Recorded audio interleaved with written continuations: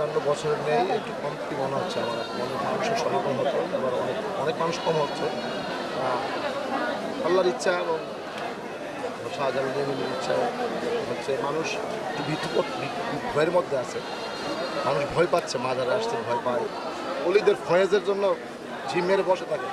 আপনি দেখবেন যাদের অলিদের মাজারে যখন গান হয়, কোনো যারা শ্রবণ করে তারা উম্মাদের মতো নাচানাচি করে। গানের মাধ্যমে মানুষ নিজেকে নিজে খোঁজার চেষ্টা করে। তো মানুষের মনে তো একটা কষ্ট থেকেই যে সবসময় যেটা হয়েছে সেটা হঠাৎ করে বন্ধ হয়ে গেছে, এতো মানুষের মনে এটা একটু কষ্ট আছে। আমরাও আসি, সবসময় আসি শাহজালাল মাজারে।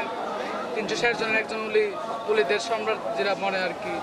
আমরা এখানে আসি আত্মার হুরাকের জন্য, আর গান তো একটা আত্মার হুরাক। অন্যান্য বছর আর এবারের মধ্যে পার্থক্য বলতে তো নানান ধরনের মব করে, নানান ধরনের উগ্রতা করে, ইসলামকে কলুষিত করে, উলিয়াদেরকে নানান ধরনের একটা একটা ভুল তথ্য আর কি, যে আউলিয়ার মাজারে এই হয় সেই হয়, মাজার পূজা হয় এবং নানা অপকর্ম হয়। এই কথাগুলা আমাদেরকে, আপনারা যারা মিডিয়ার ব্যক্তিত্বরা আছেন, আপনাদের কাছে বড় অনুরোধ হচ্ছে মাজারিয়াতগুলোর পরিপূর্ণতা দেখানো।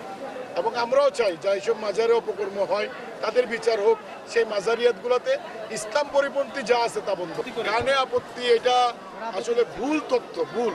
গান বাজনা সকালবেলা হয়েছিল, কিন্তু এখন বন্ধ করে রাখছে। কিন্তু ইসলামের মূলের সাথে গান বাজনা সম্পর্ক আছে। এখন গান বাজনা হচ্ছে আবার বাংলাদেশের মানুষের আত্মা। বিশেষ করে আমাদের এই নেত্রকোনা সহ সিলেট অঞ্চলটা হচ্ছে যে মরমিন সাধকদের, দূরবীন শাহ, আব্দুল করিম, আরও অনেক কিছু আছে।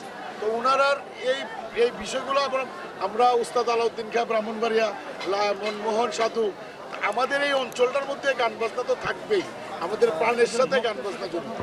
তা আমরা চাই আপনাদের মাধ্যমে যে আপনারা আমাদের এই বিষয়গুলা যেন সুফিবাদের মধ্যে যেন উগ্রতা না থাকে। আমরা উগ্রতা পছন্দ করি না, ইসলামের মধ্যে উগ্রতা না।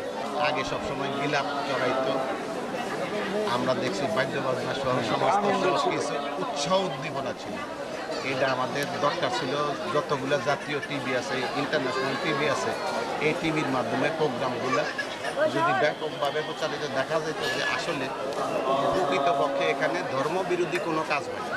আশিক ভক্ত যারা আছে তাদের আত্মার যার যেরকম ইচ্ছা আছে সেই ইচ্ছা মাফিক তারা চলে, কিন্তু ভুল একটা মেসেজ দিয়েছে সারা পৃথিবীতে যে মাজার, খানকা এবং দরবার কেন্দ্রিক যে সমস্ত অনুষ্ঠানগুলো হয় এগুলো সম্পূর্ণ ধর্মবিরোধী। আদৌ এই জিনিসটা মানুষের সঠিক।